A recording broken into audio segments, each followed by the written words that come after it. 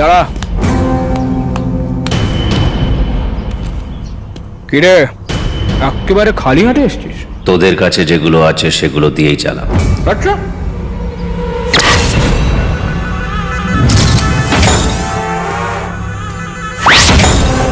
আরে তুই কি মানুষ রে?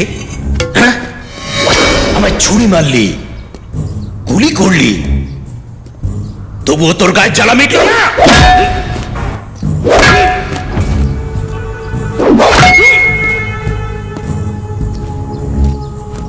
দেখছিস কি রে শালা? আজকে তোকে মেরে এখানেই পুঁতে দেবো।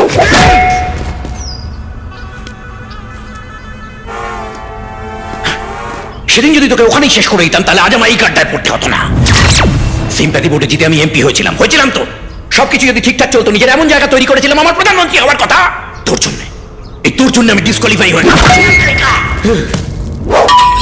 18 বছর ধরে রাতটাকে টাকা ফোড়ার মতো পুষে রেখে দিয়েছে।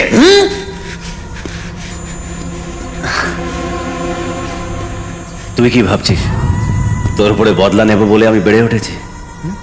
আরে আমার বেড়ে ওঠার প্রত্যেকটা ধাপে তোর মতন এক একজন সঙ্গে আমার দেখা হয়েছে।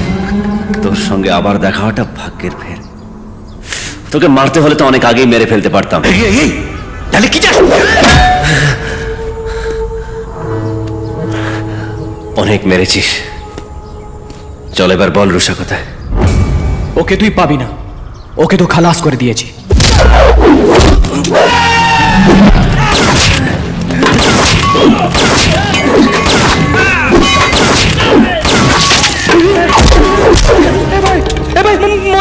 মজা করছিলাম।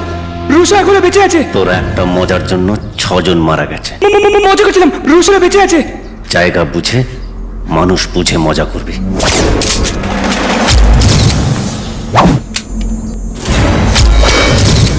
তুই জানতিস রুষাকে তুলে নিয়ে এলে আমি এখানে আসবো, কিন্তু এটা জানতিস না আমি এখানে আসার পর তোর কপালে কি লেখা আছে। হ্যাঁ রে, জানি না তো, জানি না। আর সেই জন্যই তো তোকে ডেকে এনেছি, তোকে দিয়ে কপাল দেখাবো বলে। দেখা, বসে বসে দেখি, দেখা তোর কত ক্ষমতা। আমাকে দেখা দেখা। মরার জন্য যখন এতই ছটপট করছিস তখন দেখি তোকে বাঁচায় কোন বাপ। তোর মরার সময় গালে 1 ফোঁটা জল দেওয়ারও কেউ থাকবে না, আর কানে গীতা মন্ত্র পড়ারও কেউ থাকবে না।